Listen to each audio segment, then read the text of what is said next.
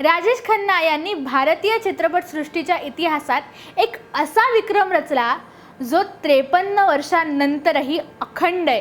तुम्हा सगळ्यांना माहिती असेलच की सलग 17 सुपरहिट चित्रपटांसह या अभिनेत्याला बॉलिवूडचा पहिला सुपरस्टार हा किताब मिळाला।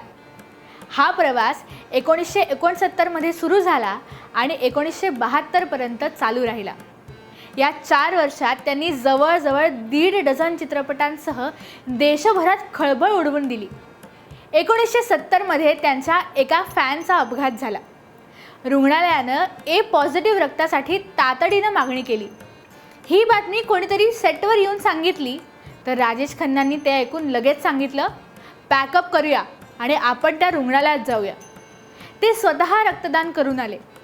त्या मुलीच्या आईनं त्यांचे पाय धरून आभार मानले, पण त्यांनी उठवून त्यांना सांगितलं, देवीजी, कलाकार असलो म्हणून काय झालं, मी सुद्धा माणूसच आहे की। राजेश खन्ना हे खाण्याच्या बाबतीत प्रचंड हौशी होते।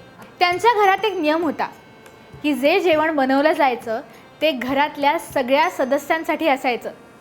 ते जेवण राजेश खन्नाही खायचे आणि त्यांचे सेवक सुद्धा। एकदा एका ज्येष्ठ छायाचित्रकारानं एक गोड आठवण सांगितली। एका पावसाळी दिवशी राजेश खन्ना यांनी छायाचित्रकाराला गेटवर उभं असलेलं पाहिलं। तो भिजलेला होता पण फोटोची वाट पाहत होता। पोज देऊन निघून जाण्याऐवजी त्यांनी त्याला आत बोलावलं, त्याला टॉवेल दिला, गरम चहा दिला आणि त्याच्याशी 20 मिनिटं गप्पा मारल्या। छायाचित्रकारानं त्याला त्रास दिल्याबद्दल माफी मागितली तेव्हा राजेश खन्ना म्हणाले, तुम्ही पावसात उभे राहता जेणेकरून लोक आम्हाला पाहू शकतात। मी तुम्हाला निदान थोडासा चहा देऊच शकतो की।